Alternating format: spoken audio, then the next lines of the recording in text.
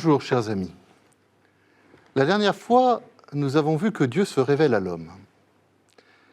Ce faisant, Dieu ne montre pas simplement à l'homme qu'il existe, il se livre à l'homme et lui propose de le connaître. La question qui se pose alors est de savoir qu'est-ce que l'homme va faire de cette proposition, de ce cadeau divin incroyable. Pour répondre à cette question, nous allons d'abord essayer de réaliser quel est le but de cette révélation.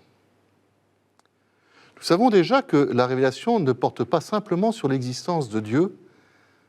Comme je vous l'ai déjà expliqué, même les païens, sans la révélation, sont capables de découvrir cette existence, puisqu'on peut y arriver par la seule raison, grâce à l'observation de l'univers et de l'homme.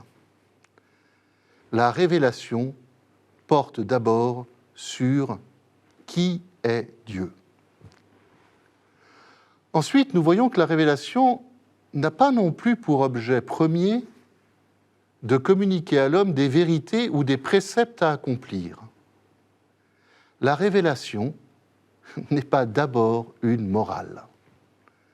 C'est d'abord une rencontre entre des personnes, Dieu et l'homme.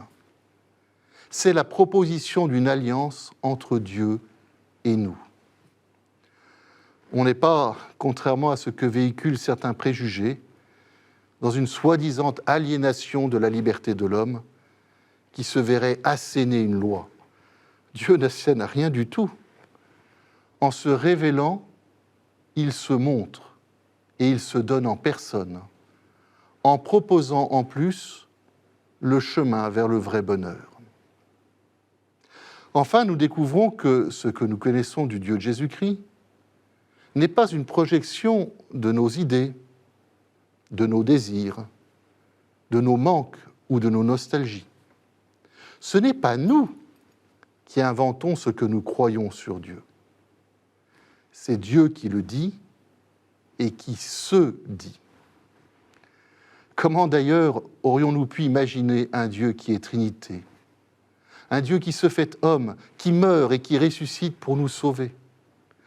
Comment aurions-nous pu imaginer un Dieu qui nous promet de faire de nous des fils en nous ressuscitant après notre mort? Tout cela est tellement en dehors de nos concepts naturels. Souvenons-nous de la réaction des Athéniens quand Paul leur parlera de la résurrection. À ces mots, disent-ils, à ces mots de résurrection des morts, les uns se moquaient, les autres disaient « Nous t'entendrons là-dessus une autre fois ». Aucune autre religion, d'ailleurs, ne croit en tout cela. Notre connaissance de Dieu vient vraiment de lui. Elle est un fait historique, une relation historique entre Dieu et nous, dont Dieu a l'initiative, comme on le voit avec Abraham ou Moïse, par exemple. L'homme, devant cette initiative divine, est alors appelé à répondre. Sa réponse s'appelle la foi. Qu'est-ce que la foi ? Nous savons maintenant qu'être croyant, contrairement à ce que pense la majorité des hommes, ce n'est pas simplement croire que Dieu existe. La foi va porter non sur l'existence, mais sur la nature de la divinité. Croire, c'est croire ce que Dieu me dit de lui-même, et aussi de moi-même. C'est croire en quelqu'un qui est intervenu concrètement dans l'histoire, et spécialement dans la mienne. C'est croire qu'il est le fondement et le but de ma vie, et choisir qu'il le soit.